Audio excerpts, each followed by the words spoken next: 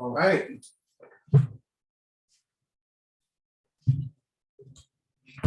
All right, how's it going? My camera's running into some issues. That's why I was running a bit late.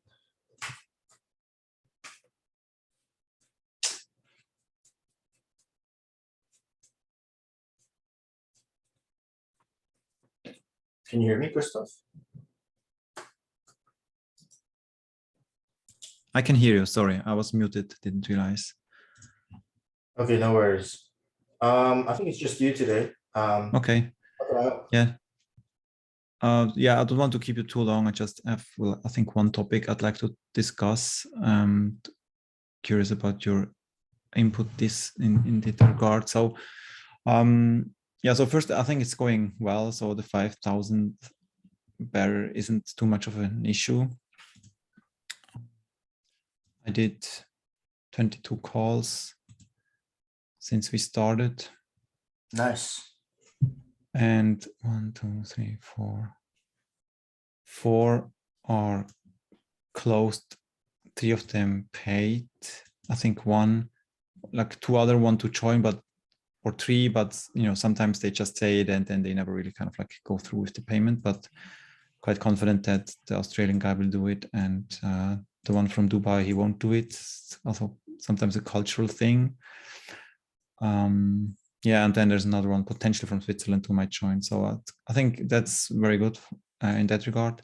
But what I would like to discuss is I have the problem, and this is maybe like a structural problem of my program, where I have the live Q&A calls, which is kind of like the bone back of the whole course, where I discuss cases with the group and I give people the chance to bring their own cases and like their own MRI scans to the Q&A calls. And actually we have a discussion in the group there. It's kind of like a group course.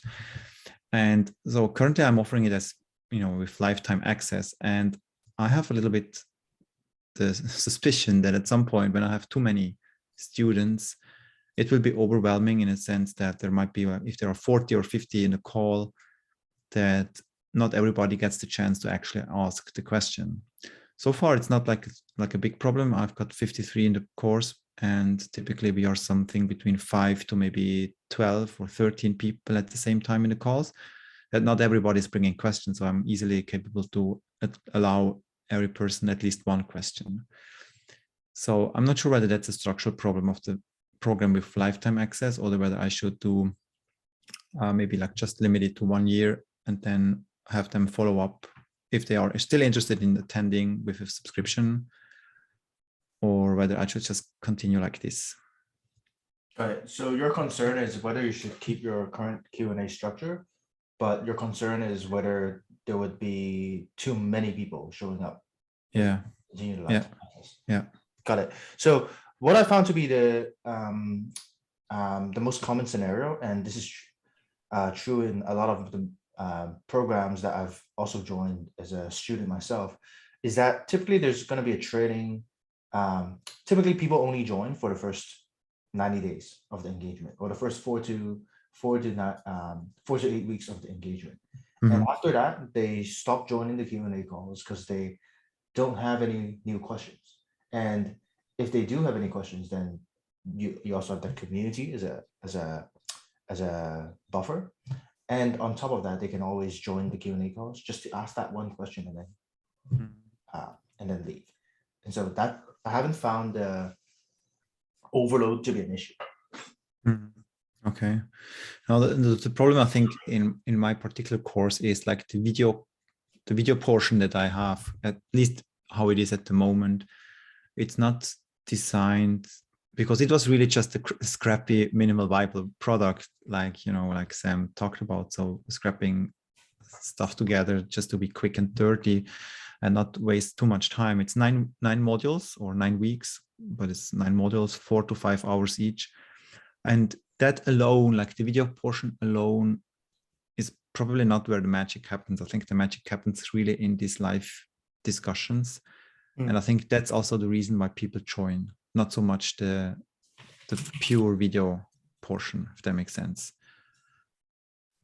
So yeah. I think technically I could probably also sell the whole thing without any video course and just keep it with the discussions. Probably not 100% sure. Yeah. So what's your question? Basically, whether it would make sense to switch to something like a subscription for the Q&A after 1 year, for potentially. Although that would not resolve the issue if there are many with a subscription. It would even be worse, because then they're paying and might not get the potential to ask questions. Or is it just typically with the medical thing, is you just keep it lifetime? Is that what others are doing, or how are the others doing it? Got it. So what problem are we trying to solve here if we were to clearly define it? So it's nothing at the moment. So it's still going well, and I manage the Q&A calls with the amount of questions that are coming. I limit them to 90 minutes. But the question is, or the problem might be the potential problem. Let's assume I pick up new students in the same rate. I will have probably 100 or maybe more students at some point, or by the end of the year, and by that, potentially having like 30 people in a Q&A call or in one of the group sessions where they all upload cases, and I only will manage to maybe answer or go through 10 cases instead of 30 cases. So they might feel neglected or not getting, the chance to also ask the question.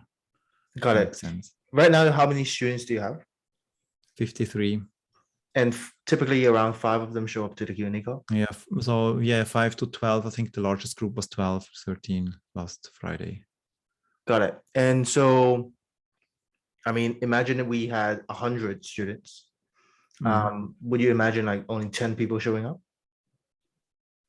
I would expect at least double. That's why they actually are joining. And then it's already a problem. Even like if 10 or if 15 or 20, everybody brings a case, I think that would already be like a hard to manage number if I don't want to keep going for 3 hours. Got it. So I wouldn't worry about it too much right now, because it's not a problem as of yet. When it does become a problem, that's when we can come to a solution. Because in business, it's very easy. It's very easy to kind of dilute your focus on problems that don't exist. And to me, this doesn't sound like a problem. And in my observation, typically, let's say you have 50 students right now, 5 of them showing up. By the time you get 100 students, you're probably only going to get 5 to 10 people show up as well. And the reason why is because your first batch of 50, they start kind of disappearing or no longer using the Q&A calls as much, because they got their questions answered, or perhaps their skill level has increased from your program. And so they no longer need as much support as the newer batch of 50. Does that make sense? Yeah. That's something I was that I'm also hoping is going to happen. I mean, there are other ways to mitigate that. I could easily add a third session, like a third Q&A session, although that's then again time on my end, but I wouldn't necessarily mind if that's necessary. Okay, I'm just curious whether it would make sense to change it now. So 1 year down the road, I would have a couple of people dropping out, but then, we just keep it like it is right now. That's fine. Yeah. When it does become a problem, that's when we can come to find a solution. But right now, it doesn't seem like it's a pressing problem. Yeah. Okay. And one thing, I was doing, the calls with the Indian guys, although I was a little bit reluctant to do them, but actually one signed up, but I gave him a little like a extra discount. Instead of 5,000, I went down to 3,800 because he wanted to pay in 10 installments, over 10 months. And I'd rather have, 3 installments for 3,800 than him relying on him paying the full amount over 10 months. So what's your recommendation in pricing different regions differently, or if they ask for something like this, would you consider that, or do you think it's, or would you just keep with the 5,000? And if they really want to do it, they have to somehow find it or maybe stretch the installments more than 3 up to a higher amount. Got it. What's your current pricing? 5,000. 5,000. That's British pounds. Yeah, $6,500 US dollars. Got it. And what is this special case that you made? So I sold him for 3,800 and in 3 payments, in 3 installments. Got it. So in 3 installments, so that's 1266 times 3. Yeah, so 1,300, 1,200, I think I sent out. Okay.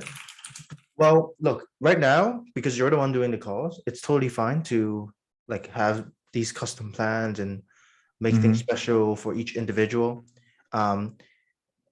Where it starts becoming a problem was when you start bringing on a sales rep, when you need to standardize this. They're not the founder, right? They don't know. They kind of need to be told what to do. They kind of need to be told, all right, these are the prices. Don't change this. These are the payments. Don't change this. So they won't have the same flexibility that you do. Yeah, sure. Yeah. But as of right now, I don't see a problem doing this. Yeah. Okay, good. Yeah. Oh, that's good. Do you have a recommendation on a follow-up? You know, I always, you know, like you also did and how Sam talks about is, you know, you just, if they need time to think about or need to talk to the wife or spouse or whatever, I kind of like put them down on a specific time or point in time where they have to, or I expect them to answer. Do you actively follow them up if they pass that or even before that, or what's your approach or recommendation there? Got it. So what are you doing right now? Yeah, so I have this sales tracking sheet where I put down what I kind of like discuss with them, and then I make a quick note, you know, what the outcome was and, you know, how much time they need. But sometimes most of them actually follow up with, you know, they just write an email, oh, it's too much, or they send them a WhatsApp message, yeah, they can't join or they will join, and then we go from there. But sometimes they just kind of like, you know, do nothing. And I'm wondering, so the question would be, what's a good time frame also to get in touch with them, or how pushy? Yeah, I don't want to be pushy, but, you know, what's the best practice there to kind of like follow up? Got it. So it really depends on why we need to follow up with them in the first place. So for example, there's one guy from Dubai and he said on the call, yeah, he wants to do it. This is my address. He sent me his address. I sent him the invoice, and this was 6 days ago. And yeah, so far nothing happens. So no payment coming through, no email, just. So technically, you know, I'm not sure whether he's, you know, waiting for me to, you know, maybe there was a problem with the transfer, or it just takes him longer to do the payment. If he's if they do bank transfer, sometimes it takes a couple of days for them to go through. Yeah, so I'm curious whether, you know, there is like a standard approach to this, or just follow them up with an email, or if you have any recommendation there, or just ultimately I want to follow up with them. You know, I don't want to, even if it's even if it's just for the statistics. But what's your like the question actually is, so the question is, what's the best time frame for the follow-ups, really, like after how many days? Got it. So like I said, in terms of the best time frame, it really depends on why you need to follow up. Now, given the example that you shared with me, the question I might ask is, why don't we collect the invoice on the call? That way it can eliminate this unnecessary complexity of follow-up. This hardly ever happens though. Even if they, I offer it, like, you know, we can get you enrolled right now. And then they send me their address, I send the invoice, and it's either sometimes, yeah, okay, they bring something up, like, you know, they're kind of like reluctant to go through, or they might have, you know, in some countries, maybe like they don't use credit cards, they want to do a bank transfer, and then it's kind of like, you know, already done, because I can't have them do the bank transfer right on the call, because as I said, like something, so it takes a couple of days until it actually arrives on my account. Is this common, or is this the most common scenario? Now, most people actually do pay with credit cards, and but hardly ever on the call. I had like one from the United States that I called last week, and so he paid on the call. But typically, yeah, send me the invoice, and then I'll take care of it. And then I send the invoice, and then it's kind of like out of my hand whether they actually do the payment or not. But it's not. So if I send the invoice out, I think it's maybe 1 in 10 or so, or maybe 2 in 10, but not too many. So I don't have to delete too many invoices. I think most of them go actually through, but yeah, it can happen sometimes, like the guy that I told you about. And let's see who else. This one. Yeah, there is one from Italy also. She said, yeah, she pays in 2 days. I never heard back. The one from Dubai also sent out the invoice, provided me with the address, heard nothing back. Got it. So it sounds to me this is less of a follow-up. Because I'm just taking a step back. Like at the end of the day, whenever I try to decide on what to do, I just decide on eliminate, automate, delegate, the same framework, right? So the first thing I would look at is eliminating this follow-up completely, if we can. And the way we can do that is by simply collecting the payment on the call. And that's what we do for our company as well. Given that, like you said, the most common scenario is that they pay by credit card, then this seems to be the best approach. Then there might be a few scenarios when you might get ACH or some special arrangement. Then in that case, what's ACH? Oh, I thought you mentioned like bank transfer, right? Yeah, bank transfer. Yeah, bank transfer. Yeah. So in those scenarios, we might need to create something custom. Now, in terms of automating, you can always, I don't know whether your betting system, there's like an automated reminder, but you can set that up. If it's Stripe, you can set it up. I think you mentioned you are using Zero or some account. Yeah, I use Zero for the invoices. Yeah. Yeah. There's probably a way to make an automated reminder. Yeah, that's true. There is a button. You're right. Yeah, that way you don't have to. Okay. Yeah. Okay, that's a good idea. Okay, I didn't even see that. Okay, so I will set a reminder, kind of like setting out automatic emails once the invoice is out. Yeah, and I just do it like a reminder every Q2 days. So every 2 days. Okay. And then, so we won't talk about delegation because you don't have a team yet, but to answer your question though, the best time frame is like, once again, it depends. So if it's it really depends on why they need to be follow up in the first place. If it's like speaking with their partner, a lot of the times I'll just tell them to speak with their partner on the call. Like, I'm happy to wait for you while you speak with their partner, and then maybe their partner's on the other side of the room and they'll just bring them in and boom, one call close. If it's another, isn't that too pushy? No, I never had that. So I offered that. So I'll always offer, I'm happy to talk also to the partner if there are any questions. But then it's typically, I think the partner's never really there. I think they just do their, well, I don't know. It's just strange. I would be, to me, like, it's maybe just my personal thing. I would feel it to be a little bit too pushy to ask for this. Well, it's just a limiting belief. Well, it's just the way, I suppose it's the way you asked it. So the way I would ask it is like this. Sure. So I totally understand. And it's definitely important to speak with your partner. Now, would it be helpful if I just waited on the call right now while you speak with your partner? Okay. And so you let them decide. Like, yeah. And then okay. Sometimes what do you do if he says no? I'll take, I'll call you tomorrow. I just have, I'll meet her in the evening, and then it's kind of like from there you can't kind of like save it on the call, right? So you just have, okay, when will you meet your partner? And then, okay, tomorrow evening. Okay, fine. So write me back your answer by tomorrow evening. Right. So that's a separate question, but let's unpack that a little bit. So I would say, would it be helpful if I held on to this call while you speak with your partner? Because sometimes you want to isolate the event that they can speak with their partner right now, right?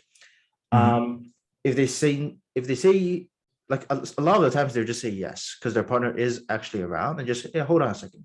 Especially if they're really committed and they're already bought in, and the only thing they need is the partner. they'll probably just speak with them on the other side of the room, or at the very least come to a specific date with a specific action plan on when they'll speak to their partner exactly. That would be a yes scenario, and that would be like I would call a true partner objection, right? Now, a false partner objection would be when they just say, no, I'll talk to you when I want to, or like, no, I'll circle back with you via email, right? That would be a false kind of partner objection. It might mean that maybe they need to speak with their partner, but there's also some underlying objection that's not handled. And the way I would approach it is, got it. Now, partner aside, is this something you really want to do or not really? Because I want to get to the core of whether they're in first, and they need to be sold, like they need to be bought in first before bringing on their partner. And I would handle it that way. And then ultimately what you want is if you do decide to book a second call or have any follow-up arrangement, then there needs to be like a specific actionable plan with a specific actionable date. And so an example would be, okay, great. Well, I'll speak with our partner. I know she's off of work tomorrow, and I'll get back to you tomorrow. Okay, I can accept that, right? That would be a yes, and there's a specific action plan and a specific action date. On the other hand, if it's something like, oh no, I'll just talk to her maybe like this weekend when I get around to it. To me, that shows like, well, are you really like, are you serious or are you committed? Are you just like, are you just saying this because you don't have, you can't tell me no, like just tell me yes or no, right? And it would just be a blanket kind of objection. And so it's very important to get to the core of it, because that way you know whether it's a yes or a no, whether this is a true partner or not. Yeah. I think that's something I need to go over again. Do you have also, like, I haven't actually looked at your actual course yet because I was so busy with all these other calls. Do you have a call training also, like, you know, like in up level, or is that not something I would assume you have that in your course also, right? Yeah, we have one lesson on how to conduct a strategy call. But at the end of the day, it really is dependent on your specific niche, right? And yeah, we don't have a in-depth like objection handling training. I think so. So what I frequently hear is, they come up with, I need to think about it. So obviously I ask, okay, is there something in particular I need to think about it? Because we can maybe discuss it here on the call. And then they come, just, you know, maybe about financial thing or whatever. And then they just need to sleep over it, or they come up with, I'm a person who needs always to think about stuff and can't make a decision now. And then I kind of like let them go in a sense, okay, how much time do you need to think about it? This is kind of like where I go very quickly without, you know, trying to kind of like push them into one thing or the other. And then they say, okay, maybe end of the week. And then I say, okay, so I kind of like try to commit to this. Okay, so I get an email on Friday from you, said, all right, and let me know either way. And that way, typically it works. So I get an answer, not too, sometimes no, but sometimes there is an answer. But probably there would be like you said, maybe try to figure out the core. But I think ultimately it's always the money, right? It's always the money. And that's totally okay. I mean, you can't force people to buy something like this. Okay. I'd say people would find the money. If it's something that they really want to do, then they'll find the money. Like money is just especially right now with the government printing money and inflation rate being high, like cash is worthless. The one thing that I've always thrown my money on is self-development, because you can invest in yourself, but if you just keep money in the bank, it's just trash. Anyway, that's true. Yeah. The reason I say that is because I think the money objection is the easiest to handle, because it's something you control, right? You can make you can make special offers like this, right? It's something that you as the founder, you have the most flexibility in making an arrangement that makes sense for them. Whereas the hardest objections tend to be things like limiting beliefs, like, can I do this? Am I good enough? Do I have time? Those sorts of more psychological concerns. Those are the things that take much more skill to kind of unpack. I never had those. I think it's always the money. That's a good because they are all radiologists, right? So ultimately, they know me from the YouTube videos. They kind of like know what they are getting more or less. So it's mainly the price. So I've never heard any other like objection. Well, sometimes if they are like even not board certified, I just tell them straight out, you better do first your board exams because you won't have the time to focus now. And so that's when I kind of like shut it down, because I really think it's not a good fit for them. And, I don't want to have frustrated people in the program. But that's not happening too much because in the value video, it's kind of like, I tell them, if you're not board certified, don't even bother. Yeah. So if somebody kind of like just keeps it vague and, would you then push to, to kind of like the money objection, just, I mean, kind of like try to bring it down to the point where they actually say, well, it's too much? I would say it depends how they say it, right? So if they're saying, I need to think about it, I won't ask them how long they need to think about it. I would ask them, what do you need to think about? Because I want to basically get to the core of the issue. I need to be very almost surgically precise before I can actually solve it for them. If it's the money issue, then would you then ask them, is it the money? Or because sometimes I feel people are embarrassed to actually say that it might be the money. But sometimes they say, oh, I'm just just how it is, I need just to sleep over it. And so yeah, for us it really depends on context. So give me give me an example of how this presents in your calls. Yeah, so let's see. So for example, today's guy, so he kind of like, sounds very good, excellent program. And so and then I asked him, so ultimately it's now your decision whether you want to join or not. And then he goes kind of like, okay, so I need a couple of days to think about this. And then I'm also then asking, okay, so and I asked this, so is there something you need to think about, or what is it that you need to think about? Because we can have chat now on the call. I have time to discuss this with you, and then it's just generally kind of like see whether I want to do it or not, then just sleep over it, and then I can make a decision. And then is where I go to, okay, so how long do you need to think about this? And then, okay, until Friday or end of the week. And they say, okay, Friday. So that's kind of like how it went today with one person. Got it. So I would do, based on that, I would say, okay, what do you need to think about? Okay, got it. And, based on everything that we covered, we've been talking for almost half an hour at this point. Do you feel like this can help you get to where you want to go? And almost 90% of them will say yes, because that's why they're on the call. Okay, and why do you feel like it can get you where you want to go? Why do you feel like it is though? And then they'll tell you why it's a yes. So you're getting a micro commitment from them. And on top of that, you're getting them to almost sell themselves on why this is a good reason. Meanwhile, you're just asking questions. Okay, great. And based on all that, where do you want to go from here?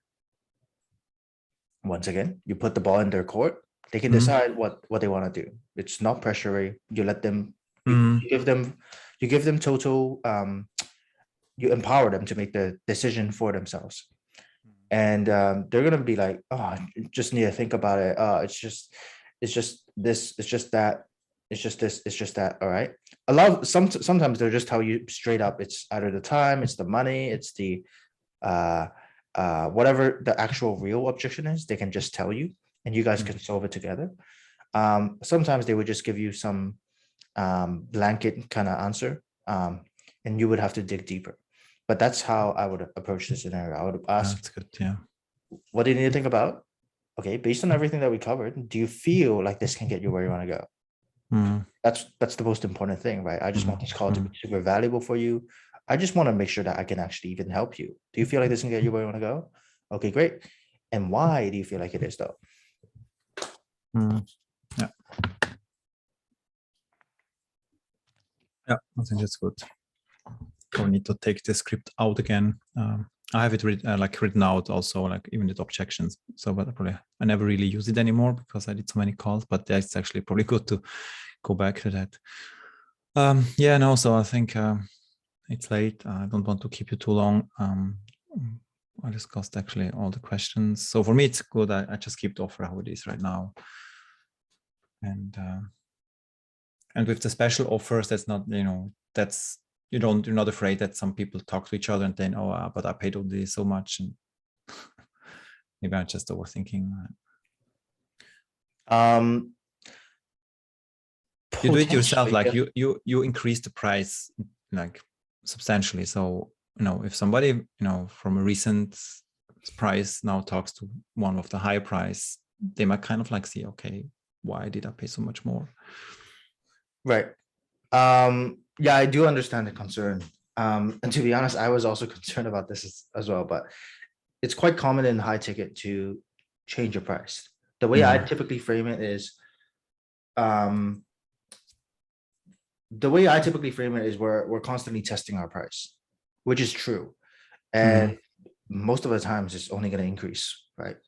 And so a lot of the times when you tell people that, hey, when you enroll with us today, it's most likely going to be at the lowest price possible because we're constantly testing our price. And the next time we're going to talk, let's say a month or two, the price may be completely different.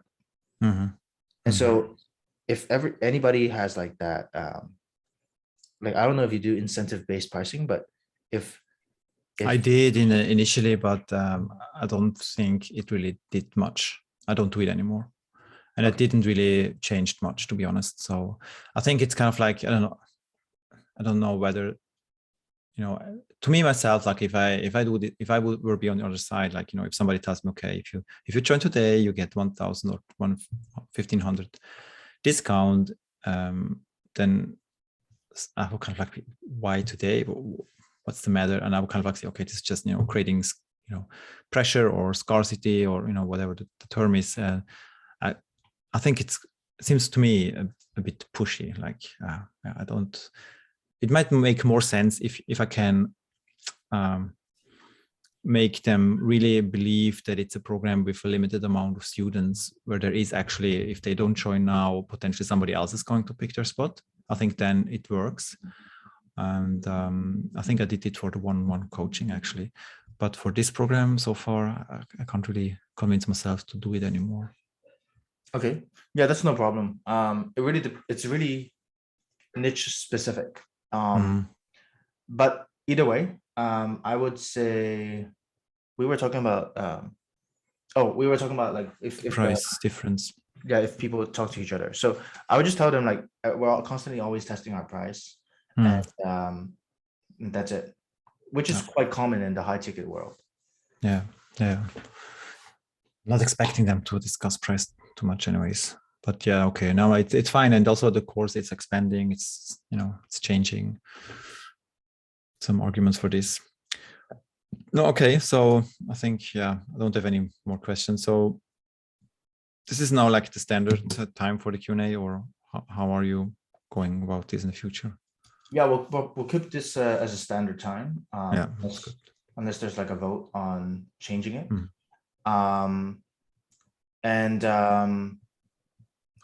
I just want a few updates from you actually. So how's the new price point? Is your closing rate still good?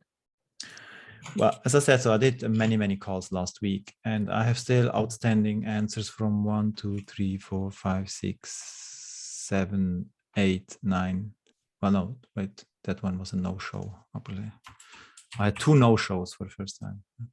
1, 2, 3, 4, 5, 6, 7, 8, 9.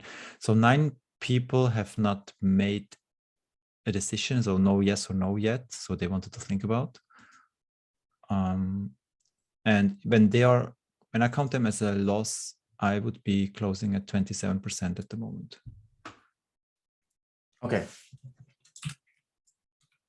And I have 1, 2, 3, 4, 5, 6 closed calls, although like 2 have not paid yet. So one had to order a new credit card with another limitation, another limit, or for some reason. And to the guy that I talked tonight to, he's from Switzerland. I think he wants to ask his chief, but he wants to do it, whether the hospital is partially reimbursing him or paying for it. I think money shouldn't be an issue there. I kind of like sounded convinced. Okay, got it. So it sounds like the new price was still pretty good, and we'll just wait until the data comes in on the close rate. Either way, your previous price was 3,800 GBP or 3,000. Yes, yeah, 3,800. Okay, great. Okay, so the new price point is good. Are your calendars fully booked? It was last week, so every evening, even afternoons, I opened some slots to do these calls. But this week's it kind of like slowed down, although I did the email on Friday. And I'm opening the calendar, like I think it's 4 weeks in advance. So they can only book in 4 weeks in advance. Got it. I'm not sure whether I should increase that, but let me just open the calendar right now. I've got calls tomorrow. How's your show rate? Show rate is good. So I had 2 no-shows only in 22 calls. But one person, I called him, he took up the phone actually, but he was on the way to the hospital. His father had a heart attack. Obviously, that's not actually a no-show. And the other person didn't show up and didn't respond to an email that I sent out. Got it. And how long have you been keeping the calendar for 4 weeks out? No, 4 days, just 4 days. 4 days? Okay, that's good. Yeah, yeah. So 4 days out is good. And your show rate is good. I would say your main priority right now is really just making sure your calendar is fully booked. Yeah. So I have one more call tomorrow. I canceled one for tomorrow because it's just not a good fit. From Bangladesh, no money, not even board certified. I just straight out canceled. And then so one in the evening. And nothing on Wednesday. That's basically it. So it's just the one call tomorrow. Although I did the farming on Friday, and I will do an even more tomorrow. Okay. So it was kind of like a peak from this initial list farming that I did. Okay, that's good. It sounds like you're on the right track. I mean, I suppose like for the remaining, for the next 2 weeks, your main focus should be just keeping that calendar fully booked. Because as long as you can keep that calendar fully booked, then it'll be consistently and predictably, then it'll be easy to bring on someone to take on the calls. And I just keep on with the emails, right? List farming to my list, occasional video on YouTube, and that's it. Yeah. Okay. And in terms of emails to the list, so you saw I did one new YouTube video, but I can't possibly send out an email reminder to that specific YouTube video every week. That would be kind of like, too much of a repetition, I guess.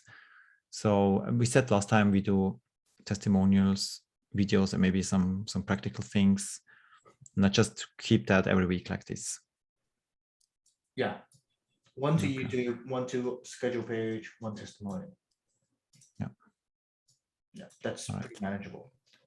Yeah, it is. Yeah, no, that's not a problem. That's very. And to be honest, you can like don't feel like you need to get too creative on the emails, because what I mean by that is there's no rule that says you can't send them to the same video every single week. Yeah. And like a lot of the times you just need to be like, a lot of the times you can send them straight to the same email and to the same video, but change the headline and just be slightly creative with the body, but send them straight to the same video. That way you don't have to create anything new. And got it. and also, I think it also improves your open and click rate, because most people tend to be like, most people need it almost drummed into them before they take action, you know? Yeah, I was surprised with the opening numbers. That some of no, it's not great. Yeah. Okay. No, that's good. Yeah, I keep doing it. That's fine. So a really good hack is that you can just use like the sub, like if you're sending the same email again, then you can just say, like, let's say this is your original email, right? This is the subject thing. Then the only thing you change is like forward. You add forward in ahead, and then you add re in ahead. And this increases the open rate to like 80 to 90%. Because people think, and then you can just change the body to something like, hey, first name, did you see this message? And then the rest of it is just the same. Right? That way you don't have to create anything new. yeah, that's good. That's a good hack. I like it. I'm gonna do it. Okay, good. Yeah. All right. Nice. Anything else I can help with? No, that's it. So I probably should go back also. Yeah, no, thank you so much, Chester. So well, if I won't have any question, I will probably not show up for the Q&A calls. Do I need to inform you or no? Just I'm not just. Sorry, say it again. If I don't have any questions for a Q&A call, I would just not show up without letting you know, or would you rather have like a quick note? Yeah, that's totally okay. That's totally okay. Okay. You can just let me know if you have any questions inside the school group, in our school chat, and I'll touch bases with you there. Yeah. Okay. No, that's fine. Yeah, that's good. No, I keep doing what I've done so far, so it's going great. And all right, fantastic. Doing that. All right. Yeah, I am, I guess. Okay, very good. So yeah, have a great day, and see you potentially next week. All right, take care. All right. Okay, take care. Bye-bye.